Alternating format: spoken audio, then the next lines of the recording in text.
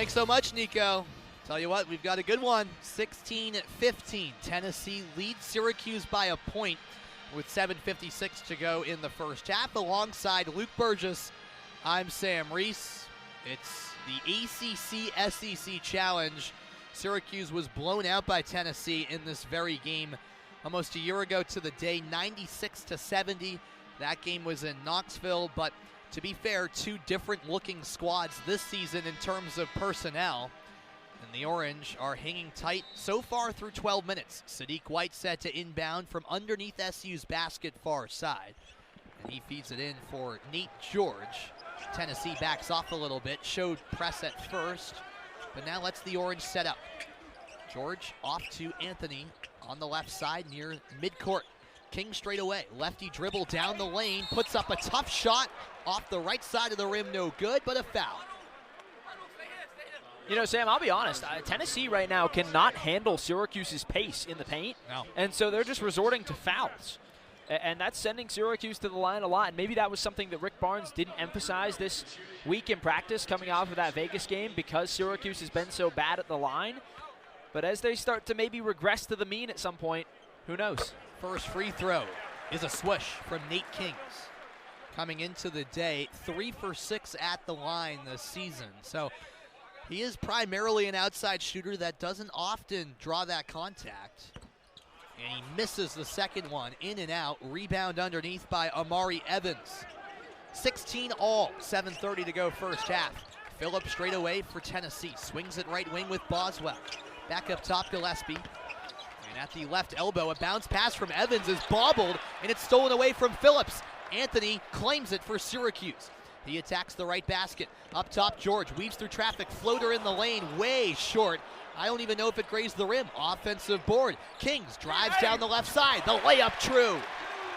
Nate Kings all the way to the rack. Syracuse back in the lead. 18-16, 7 minutes left first half. Kings averaging 8 points per game. He's already got 8 today. He's been hot and taking it to the rack more. Carey with his back to the basket. Spins around on Kyle, right block. He pushes off. It's an offensive foul. Carey has been having his way down low. He's got 10 of Tennessee's 16 points, but he clearly bumped off with the left arm extension on William Kyle to draw the foul. Sam, completely unrelated. I know we talked about this at the top of the broadcast, but my goodness, the Syracuse students have showed out today. Almost 4 sections full of students to our left. A Tuesday night, about 4 inches of snow today. It doesn't matter. They've made their way here for a massive clash. You could argue the biggest game of the Adrian Autry era. Sadiq White hands off King straight away. Out to the left wing, catch and shoot Anthony. It swirls in and out. Oh my goodness, rebound Tennessee. Anthony thought he had 3 points, so did everyone here in the Dome. Gillespie for the Volunteers, dribbles to his right hand, all the way to the lane, lays it up and in right side. We're tied again, 18 apiece, 6:15 to go first half. At the other end, it's Nate George, rolls off the screen right wing, passes out to the corner. Anthony gives off around the perimeter with Kyle. He's got it straight away, defended by Brown. Floated pass back outside for Kings. He gets the return feed from Kyle. The shot clock's down to 6. Right wing dribble from Anthony, who's knocked off the ball. It's a clean steal by Evans, a 2-on-1. Evans, lefty layup, no good. Offensive board and the putback true for Jacoby Gillespie, who has 4 quick points. Tennessee up 20-18, 5:38 to go first half. And Sadiq White and Kyan Anthony in a heated discussion after that turnover. And speaking of White, he's got it. Nearly has it knocked away as he picks up his dribble. Right side, just inside the 3-point line. Anthony dribbling to the right elbow. Gets through to the block. Layup left short off the right side of the rim. It's tapped around. A whistle from the far side official. He has a kick ball against Syracuse. So Tennessee will take over. Nate Ament checks back into the game. The freshman is Tennessee's 3rd ever top 5 recruit in the country. The last was Tobias Harris back in 2010. Ament primarily focused on soccer growing up. He didn't start taking basketball seriously until he was 13 when the COVID pandemic began. He had a growth spurt and developed into one of the best high school players in the nation. He's back into the game. And a lob inside. Okpara, the reverse layup, no good off the right side of the rim. And the rebound secured outside the three-point arc by Kings. He swings it far side, Anthony. Moves inside, Kyle, the floater, true. He pulled up from close range and knots the score again. It's 20-20 inside the final 5 minutes of the first half. And a missed handle, Kings the steal, and he's fouled. Chopped down low by Jacoby Gillespie, who commits his second foul, and the Orange are now in the bonus.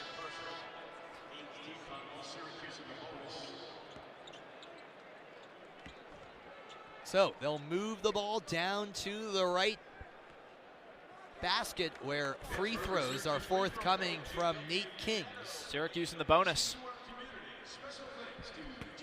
Kings upcoming 1-1 here. Yep, 7 points, 1 for 2 at the line, and as Luke mentioned, a 1-1 here. The first attempt, money. And Syracuse has retaken the lead, 21-20.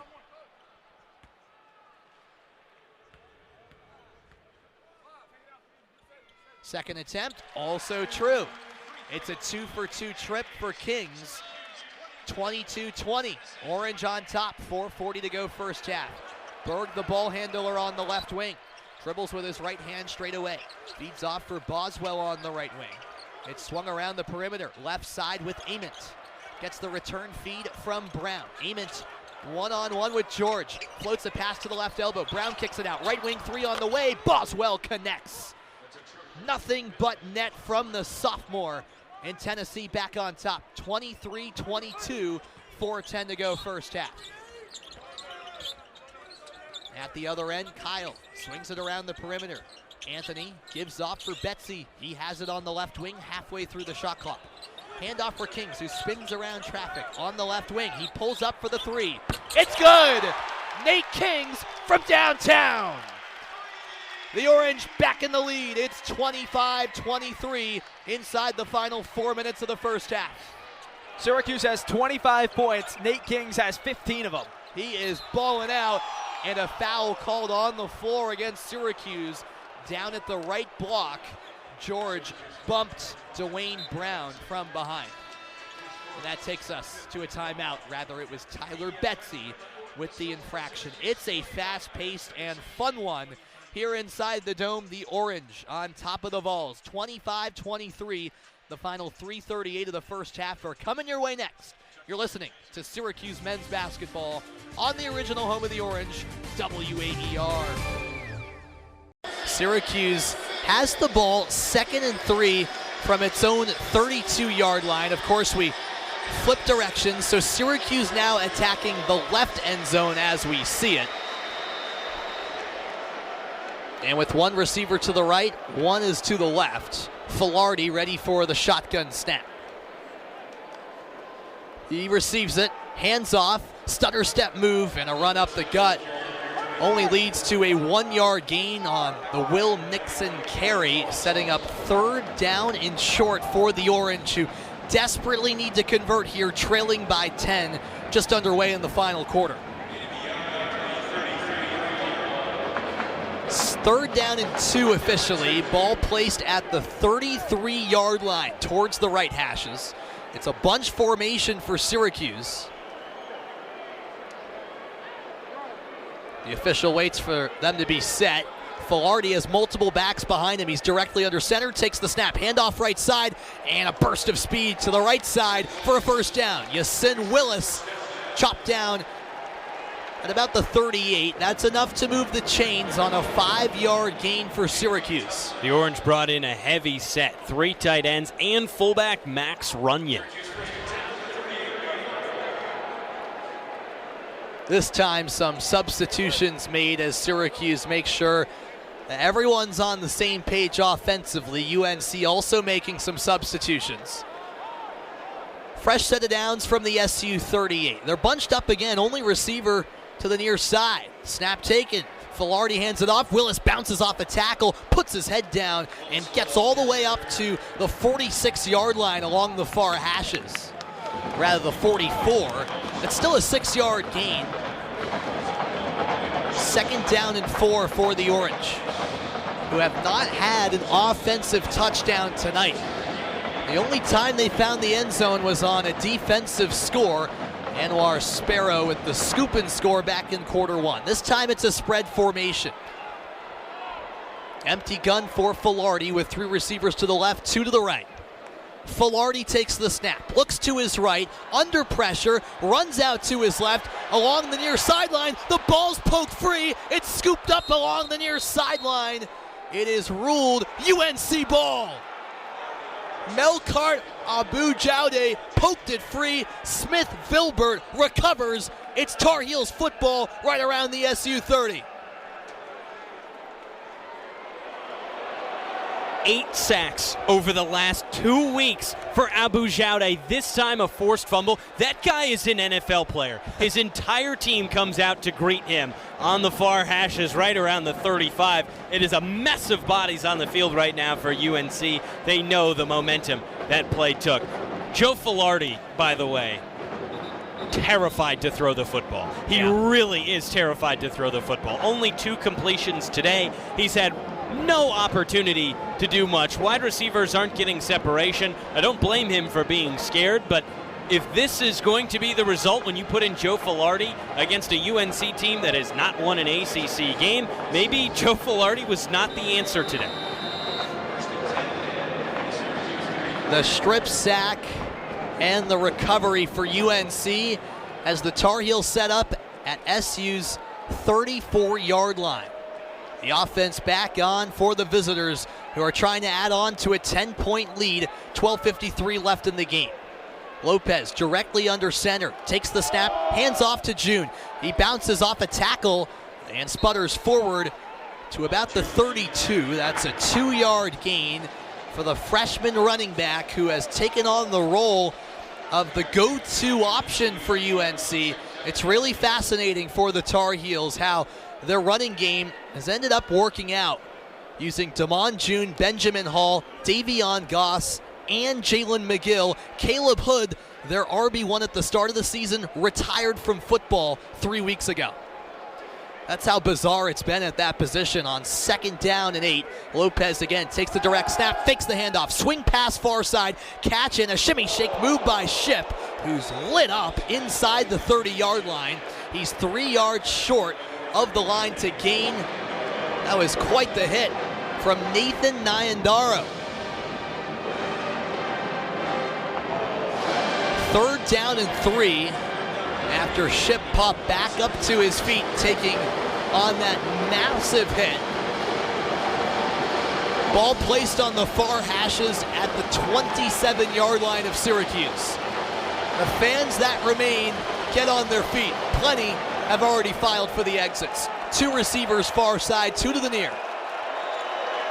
Davion Goss, the running back, to the right hip of Lopez. He takes the shotgun snap, elects to keep it, runs, spins through traffic, bounces off the hit, and lunges forward. He's got the first down all the way to the 21-yard line. That was impressive from Gio Lopez. He shrugged off a blistering hit from WAER-Syracuse, who met him and then spun off of him. WAER-Syracuse at 6'1", 225. Gio Lopez, though, 6 foot 203, not built too slight. No. The South Alabama transfer has led this offense to 358 total yards with a balanced pass and run game. 2 receivers near side, one of them motions to the backfield. Lopez directly under center, takes the snap, fakes the handoff, has time in the pocket. The lefty hurls one to the end zone. It's caught. Jordan Ship, touchdown Tar Heels. The 3rd touchdown of the season for Jordan Ship, and the sophomore has given North Carolina a 16-point lead. A majority of the fans that remain head home from the Dome. It's 26-10 Heels with 10:35 left. We welcome you back to White House Field. The tensions are high. The stakes are as well. Harwich has loaded up the bases with 1 out here in the bottom of the 4th inning. The Mariners trail the Whitecaps 1-0, but that could change very shortly, depending on how Kyle Kipp does on the mound. He's making his first appearance of the postseason. Brewster has been saving him for the most important moment of the series, and right now this is that most important moment. Spencer Sid went 3 1/3 innings, allowing 4 hits. No runs so far, but he is responsible for all 3 base runners, 3 walks, and a season-high 7 strikeouts. And Kyle Kipp is put in to go up against his Boston College teammate, Kyle Wolf. You can't really write a better script than this one. He just gave him a smile. He knows that this is a special AB right here for Wolf, and sure it's a special AB to pitch for Kyle Kipp. Kipp made 14 appearances out of the bullpen in the regular season, didn't allow an earned run. The righty hurls one home, and it skips away from Gerald. And that allows Fultz to spring home. He crosses the plate with no throw from Gerald, and this game's all tied. It's 1-1. Both runners advance as well. Echeverria on the second, and DiCarlo now at third. And Kipp will take a moment to talk it over with Gerald. Seemed like there might have been a little bit of miscommunication on that pitch, as Gerald didn't seem ready for what Kipp was going to throw at Wolf. And the worst part about this whole thing is not only that the game is tied, but the force out is also taken away. Yep. That's no longer a possibility for Brewster. The infield shifts in. Everyone playing with their toes on the grass for Brewster. The count's 1-0 to Kyle Wolf. Kipp glances at second. The pitch. Center cut for a strike.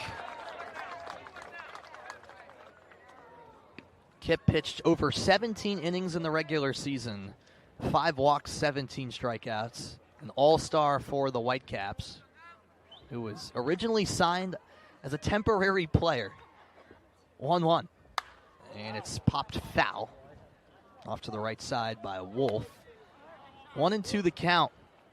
A couple of BC teammates dueling it out on the biggest of stages here in the Cape League playoffs. A tie ball game with runners on second and third and 1 out. Kipp gets the sign he wants, sets at the chest. The righty kicks and delivers. Hit to the right side. It's snatched on a bounce by Lawson. He jogs back to first while keeping an eye on DiCarlo at third. He stays put. A massive second out. That is great infielding from Brendan Lawson. That was perfect. Brewster brought the infield in. Lawson played that ball on a short hop, and instead of just running over to first, made the first check over to third to make sure that DiCarlo wasn't going to run home. It's good baseball IQ from Brendan Lawson, and that sends the infield back for a big second out. Lawson quite literally backpedaled while keeping his eyes set on DiCarlo over at third. Here's Sam Harris, the left-handed batter. First pitch, a heater, and it's upstairs for a ball. Harris, a rising junior at Duke, who went 1 for 4 last night with an RBI. Rather, 2 games ago at White House Field, is back into the lineup after not playing in Game 2. Here's the 1-0, and he fouls it off the chest of Gerald towards the backstop, 1-1. Kipp trying to limit the damage in an inning in which Harwich has scored a run to level the score here at White House Field. Bottom of the 4th inning. Kipp taking his time. The righty fires, and it's up high. 2-1 to Harris, the number 9 hitter in the Harwich lineup tonight.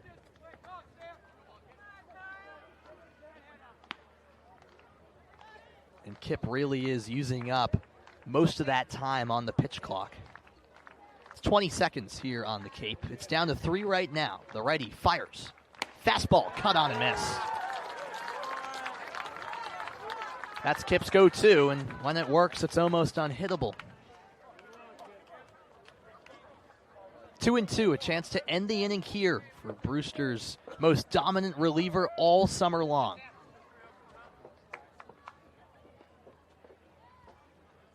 The righty fires, down by the feet, and Gerald couldn't handle it. Bounces off his chest after the bounce, and Harwich scores a run. DiCarlo in from third, and the Mariners have taken their first lead here in Game 3. Echeverria also on to third base for Harwich.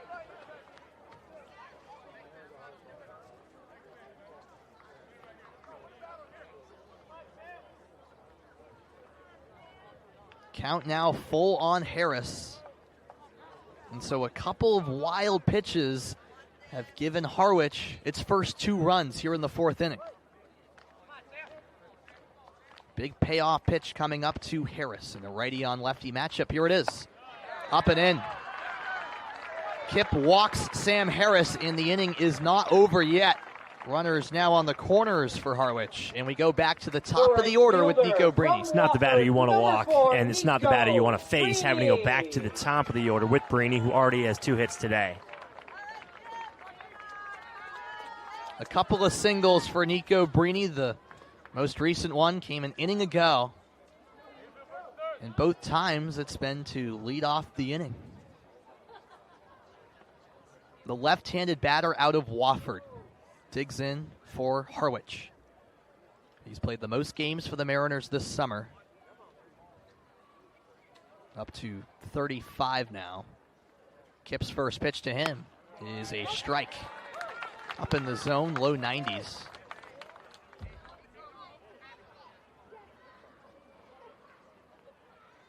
Brini now 6 hits in this series. He's been unbelievable. 6 for 12. He's ready for the 0-1 offering. Brini in his low batting stance awaits the pitch, swings at it. It's hit to the right side through the gap. Coates can't get there. It's scooped up and right by Delamelier, and Echeverria scores from third. Nico Brini is 3 for 3 tonight, and the Mariners extend the lead. It's a 3-1 ball game in the 4th inning. Nico Brini has hit the ball pretty much in the same place 3 times. He rolls over on these pitches, and somehow the Brewster infield is not shifting over. I'm not a coach, but with a lefty batter up, it feels like they should be favoring that right side of the infield when Brini is up to bat. He plugged the gap, all 3 hits to that right side.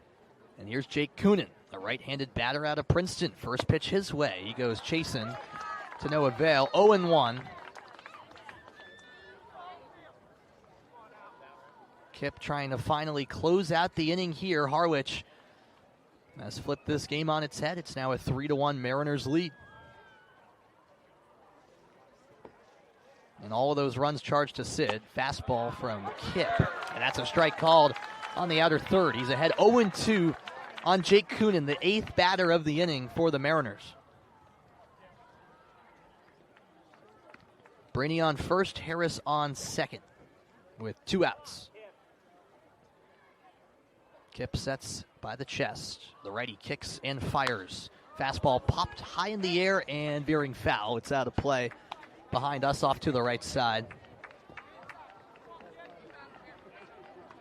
Well, no matter how soon this inning ends, the Whitecaps at some point will need their offense to pick it up after they took the lead last inning. That has vanished. Kip glances at second, the 0-2 again. And clipped foul. Dribbler to the left side of the backstop with Ryan Garrity on deck for Harwich.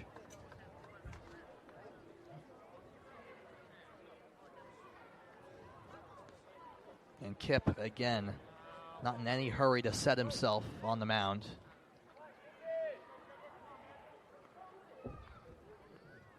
Coonan's ready. Kip delivers.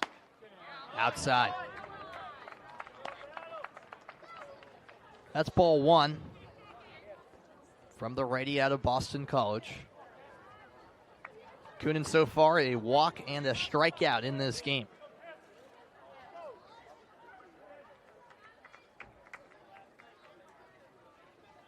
Kip stares in. The pitch.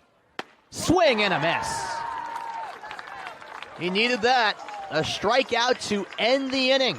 We've played 4 here at White House Field. The Mariners do score 3 runs here in the 4th frame. They've taken a 3-1 lead over the Whitecaps. The 5th is next. You're listening to the Cape League Playoffs presented by Reader's Hardware Supply on the Brewster Whitecaps Baseball Network. 9:15 left in the second quarter in what's been a cagey affair between Syracuse and Duke. 3-2, Orange on top out of a Syracuse timeout here. It is Duke ball. Andrew McAdory will resume play. about 10 yards from the near sideline, just in front of the restraining line. See how Duke responds on this possession. I just get the feel that this is really big for them after those 2 miscommunications and then not scoring when Jimmy McCool was out of his net. Need to take advantage here. Duke cycles it around. Delgado straight away as the Blue Devils attack the left goal. 6 minutes gone, second quarter. They trail by 1. Max Sloat. The lefty cradle straight away. A high pass, airmailed. It's out of play. Duke turns it over. It was intended for Liam Kirschus, but rather than Kirschus being, super tall, he could not get anywhere really close to that pass, and that's an unforced mistake that gives Syracuse another possession. Yeah, really, no excuse right there. No. I mean, there was no coverage on that pass whatsoever. It was just skied over his head. You said it best, Sam. Airmailed. Now Syracuse has the ball back. That's really a 3rd straight turnover with no pressure whatsoever from Syracuse. Shade comes over some of the field here at American Legion Memorial Stadium. Michael Leo spins around, low shot, and it's stopped. Patrick Jamison read that one all the way. No rebound conceded, and Duke counters the other way as the Blue Devils clear thanks to Nicholas Menendez, the freshman from just outside of Chicago. You get the idea that Jamison has really got onto this game early about what Syracuse is trying to do. Matt Crispus just gave it away, and Syracuse gives it right back. Some sloppy play in the last minute from both teams. Aiden McGuire has it back for the Blue Devils on the attempted clear by SU. And now McGuire's hurt. He's limping over to the sideline here. He's got a wrap on his left calf, and he's going to the bench to be checked out by the trainer. That's something we'll continue to monitor. One of the most important players on this team. In fact, he was named ACC Co-Defensive Player of the Year alongside Notre Dame's Sean Light, who Syracuse took on 2 days ago. Down at X, Eric Molliver. 7:20 left in the second quarter. It's 3-2 Syracuse in the ACC championship game. In the right alley, a shimmy shake move from Cusalito. Straight on, 15 yards out, defended by Jake Spallina. Shot saved by the stick of McCool. He did give up the rebound, but Michael Grace helps him out and makes sure the ball's in his possession as he gets the outlet pass ahead, and Syracuse survives on the clear. That's Vincent Bolnino in the game for the Orange, just making his 7th appearance of the season, in for a few seconds, and he helps Syracuse with the clear there. Yeah, needed a different guy out there, and he's getting fist bumps right now. Appeared a lot in the non-conference portion of the schedule when Syracuse was blowing some teams out. Chance in the right alley. Spallina spins to his left, high shot, and he scores! Top left corner, Joey Spallina finds Twine and has his first goal in the 2025 ACC tournament. 6:31 left in the second quarter. The deadlock in the second quarter has been broken. It's 4-2. Orange double the lead. And on paper, it'll look like a simple goal because Spallina wasn't really covered very well. He made his defender overrun him. But what a shoulder fake to the non-stick side. And that's what he gets Jamison looking with. And then he turns around, fires at stick side, and he has that entire goal mouth to shoot into because he's already fooled Jamison with his eyes. Great play from Spallina. Joey Spallina didn't score in the last 2 games. The first time all year he'd been scoreless in consecutive outings. It was only a matter of time before he found Twine. Johnny Verchuza in after the John Mullen violation last time out in the face-off circle, and he's battling for it. He flips it towards the near sideline. And finally a whistle blown. A violation goes against Syracuse. And Duke does take over on what was a scrappy effort on the face-off battle. Aiden McGuire back in the game. This is May, and that means you put it all on the line. Selection Sunday, of course, tonight. These 2 teams all but guaranteed a spot now in the NCAA tournament. But it's no guarantee of hosting and getting a top 8 seed. A win would all but secure that for both of these teams, of course. Down at X, Eric Molliver. Spin move on Dwan. Right side of GLE cycles up high, where Tomas Delgado, who has now 6 goals in the last 3 games, those are all 6 goals this season for him. He feeds McAdory, and a whistle goes against Duke. An illegal screen right in the middle of the field. Obvious for the refs to see. Syracuse with the quick restart as Duke tries to adjust. Billy Dwan is in the offensive end. He had a long pole goal on Friday in the semifinals, his third of the season. The Orange elect to slow it down a little bit as it's back towards midfield. On the near sideline, Michael Leo advances past the restraining line. We have 5:20 left in the second quarter. Syracuse, the 4-2 lead, currently attacking the right goal. Leo down to X. Has Spallina as an option behind Cage and finds him. The fellow junior who just scored moments ago for Syracuse feeds a low pass towards Leo. It's loose on the turf, and Duke has it. Charlie Johnson first to it, but pressure from Syracuse. It's knocked out of play. The Orange get it back. Great effort from Joey Spallina on what appeared to be a lost possession for the Orange, and they get a shot clock reset to boot. I love the way Caden Cole's moving around on the sideline right now. You see that he's a captain. High pass corralled. The high shot over the bar. Michael Leo had a good look on the quick release. Joey Spallina backs it up behind net. 4:44 to go in the second quarter, and this time Duke takes a timeout. And we will too. 4-2, Syracuse over Duke in a defensive battle. 4:44 left in the second quarter. We're back in a moment.